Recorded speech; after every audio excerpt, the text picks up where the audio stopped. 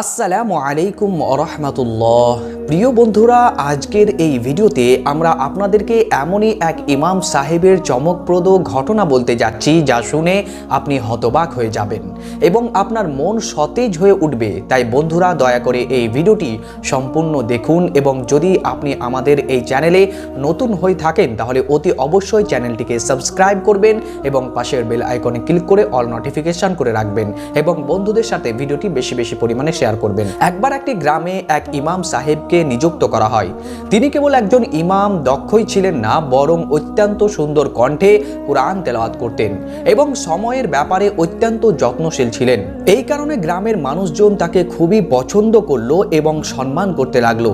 ধীরে ধীরে পুরো গ্রাম তার প্রশংসা করতে শুরু করলো এবং প্রতিটি মানুষ চাইতে লাগলো যে তারা ইমাম সাহেবকে নিজের বাড়িতে নিমন্ত্রণ করবে।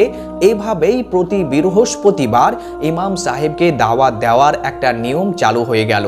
আর কিছুদিন পর রমজান মাস শুরু হলো। গ্রামের এক ব্যক্তি অত্যন্ত আনন্দের সঙ্গে ইমাম সাহেবকে ইফতারের জন্য আমন্ত্রণ জানালো। তিনি বিভিন্ন সুস্বাদু খাবার দিয়ে ইফতারের আয়োজন করলেন।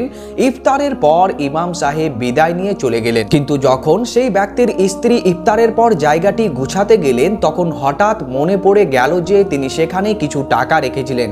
তিনি দ্রুত টাকাগুলো খুঁজতে শুরু করলেন কিন্তু কোথাও পেলেন না। বহু চেষ্টা করার পরেও যখন টাকা খুঁজে পেলেন না তখন তিনি বিষয়টি তার স্বামীকে জানালেন। তার স্বামীও চিন্তায় পড়ে গেলেন এবং অনেক ভেবে দেখলেন সেদিন তাদের ঘরে ইমাম সাহেব ছাড়া আর কেউ আসেনি। তাদের বাড়িতে শুধু তাদের ছোট্ট দুধ পোষা একটি সন্তান ছিল। তাই মনে মনে সন্দেহ যে হয়তো ইমাম সাহেবই টাকাটা নিয়ে গেছেন।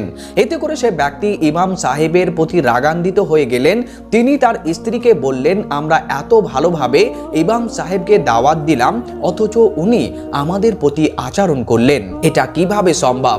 কিন্তু লজ্জায় তারা ইমাম সাহেবকে কিছুই জিজ্ঞেস করতে পারছিলেন না। কিন্তু এরপর থেকে সেই ব্যক্তি ইমাম সাহেবের সঙ্গে দূরত্ব বজায় রাখতে লাগলেন। আর এই ঘটনা এক বছর পেরিয়ে গেল। আবার রমজান মাস এলো। এবারও সেই ব্যক্তির বাড়িতে ইমাম সাহেবের দাওয়াত পড়ল।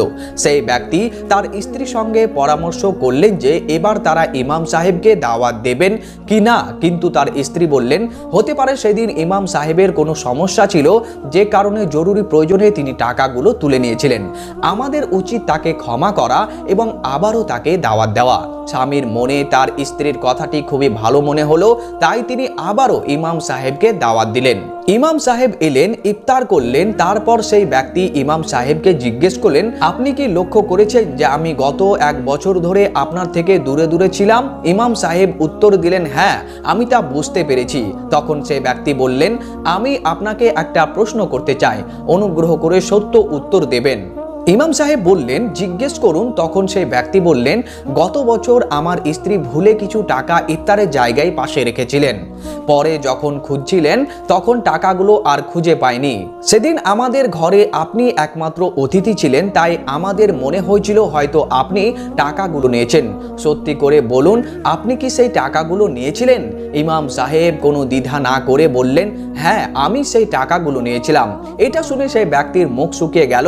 ইমাম সাহেব তখন ব্যাখ্যা করলেন, সেই দিন আমি দেখেছিলাম বাতাসের কারণে কিছু টাকা উড়ে যাচ্ছিল, জানালাও খোলা ছিল আর পাখাগুলোও চলছিল।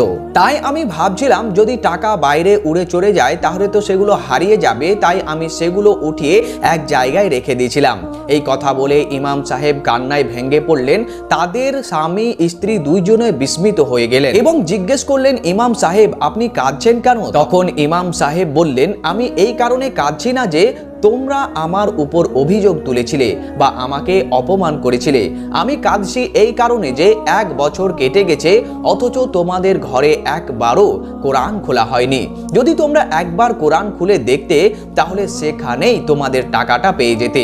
এ কথা শুনে সেই ব্যক্তি ছুটে গিয়ে ঘরে থাকা কোরআন শরীফ খুললেন এবং দেখলেন টাকা ঠিক সেখানেই আছে। তিনি অত্যন্ত লজ্জিত হয়ে গেলেন। কোরআনকে চুম্বন করলেন এবং ইমাম সাহেবের কাছে ক্ষমা চাইলেন। তিনি প্রতিজ্ঞা করলেন যে এরপর থেকে তিনি প্রতিদিন কুরআনুল কারীম তেলাওয়াত করবেন। বন্ধুরা, যদি আমরা এই ভিডিওটিকে একটু অ্যানালাইসিস করে দেখি, প্রথম পয়েন্টে আমরা জানব সন্ধি এবং মানুষের প্রবৃত্তি ঘটনা মূল বিষয়বস্তু হলো সন্দেহ। এক ব্যক্তি তার বাড়িতে ইমাম সাহেবকে দাওয়াত দিয়েছিলেন, কিন্তু পরে যখন তার স্ত্রী টাকাগুলো খুঁজে পেলেন না, তখন স্বাভাবিকভাবেই সন্দেহের বীজ বপন করে গেলেন। সন্দেহের কারণ তাদের ঘরে সেদিন কোনো অতিথি আসেনি, শুধু ইমাম সাহেবই ছিলেন। তারা ভাবলেন যেহেতু শিশু টাকা নিতে পারে না, তাই ইমাম সাহেব একমাত্র ব্যক্তি যিনি এটি নিতে পারেন। কোনো প্রমাণ ছাড়াই তারা মনে মনে সিদ্ধান্ত নিয়ে ফেললেন যে ইমাম সাহেবই চোর, কিন্তু লজ্জার কারণে তারা সরাসরি জিজ্ঞেস করলেন না। আমরা অনেক সময় কোনো বিষয় সম্পর্কে সম্পূর্ণ সত্য না জেনে সন্দেহ পোষণ করি। সন্দেহ মানুষের স্বাভাবিক প্রবৃত্তি, তবে তা নিয়ন্ত্রণ করা উচিত, কারণ সন্দেহ একবার জন্ম নিলে তার সম্পর্ক নষ্ট করতে পারে এবং সত্যর অপলাপ ঘটাতে পারে। নীরবতা, আত্মমর্যাদা। ইমাম সাহেব যখন বুঝতে পারলেন যে লোকটি তার থেকে দূরত্ব বজায় রাখছে, তখন তিনিও কিছু বলেননি। এটা তার বিনয়, ধৈর্য এবং আত্মমর্যাদার পরিচয় বহন করে। ইমাম সাহেবের আচরণ থেকে পাওয়া শিক্ষা, তিনি কোনোভাবেই বিষয়টি নিয়ে আত্মপক্ষ সমর্থন করেনি। যদিও জানতেন যে তার বিরুদ্ধে সন্দেহ করা হচ্ছে, তিনি ধৈর্য ধরলেন, কারণ তিনি জানতেন যে সত্য একদিন প্রকাশ পাবেই ইনশাআল্লাহ। সত্য নিজেই কথা বলে, তার নিজের নির্দোষ প্রমাণের জন্য অযথা বিতর্কে জড়ানোর প্রয়োজন নেই। কখনো কখনো নীরবতাই সবচেয়ে শক্তিশালী উত্তর হতে পারে। যদি আমরা নির্দোষ হই, তবে সময় আমাদের পক্ষ সাক্ষ্য দেবে। কোরআনের গুরুত্বপূর্ণ অবহেলা ঘটনা সবচেয়ে চমকপ্রদ দিক হলো টাকার আসল জায়গা কোরআন শরীফের ভেতর। ইমাম সাহেব টাকা উঠিয়ে নিরাপদ স্থানে রাখতে গিয়ে কোরআনের মধ্যে রেখেছিলেন, কারণ তিনি জানতেন এটা মানুষের কাছে সবচেয়ে নিরাপদ জায়গা। কিন্তু 1 বছর কেটে গেল এবং কেউ কোরআন খুলে দেখেনি। এখান থেকে পাওয়া শিক্ষা, 1 বছর ধরে কোরআন খোলা হয়নি, যার অর্থ তারা একবারও কোরআনুল কারীমে তেলাওয়াত করেনি। কোরআন ঘরে থাকলেও তা পড়া হয়নি, যা বাস্তব জীবনের চিত্র বহন করে। অনেকে কোরআনকে ঘরে রাখে, কিন্তু সেটা পড়ার চেষ্টা করে না। যদি তারা একবারও কোরআন খুলতো, তাহলে টাকা ঠিকই পেয়ে যেত। কোরআন শুধু ঘরে রাখার জন্য নয়, এটা পড়ার জন্য, বোঝার জন্য এবং আমাদের জীবনের পথ নির্দেশনা হিসাবে গ্রহণ করার জন্য। আমরা যদি কোরআন তেলাওয়াত করি, তবে আমাদের অনেক সমস্যার সমাধান সহজেই হয়ে যাবে। ক্ষমা, অনুশোচনা এবং আত্মশুদ্ধি শেষে যখন সত্যি প্রকাশ পেল, তখন সে ব্যক্তি অত্যন্ত লজ্জিত হলেন এবং ইমাম সাহেবের কাছে ক্ষমা চাইলেন। এরা ক্ষমার সৌন্দর্য এবং আত্মশুদ্ধির প্রয়োজনে তাকে তুলে ধরেন। প্রিয় দর্শক মণ্ডলী, আল্লাহ আমাদের সবাইকে কোরআন পড়ার এবং বোঝার তৌফিক দান করুন। আমিন সুম্মা আমিন। তো এই ছিল ভিডিওটি ভালো লাগলে অবশ্যই একটি লাইক করবেন, চ্যানেলে নতুন হলে অবশ্যই চ্যানেলটিকে সাবস্ক্রাইব করবেন এবং পাশের বেল আইকনে ক্লিক করে অল নোটিফিকেশন করে রাখবেন পরবর্তী ভিডিও সবার আগে দেখার জন্য। এবং ভিডিওটি আপনার বন্ধুদেরকে বেশি বেশি শেয়ার করবেন, যাতে করে তারাও এই ভিডিও থেকে একটু হলেও শিক্ষা নিতে পারে। দেখা হবে আপনার সাথে আরো একটি অন্য ভিডিওতে। ততক্ষণ পর্যন্ত নিজের খেয়াল রাখবেন, সুস্থ থাকবেন। আল্লাহ হাফেজ।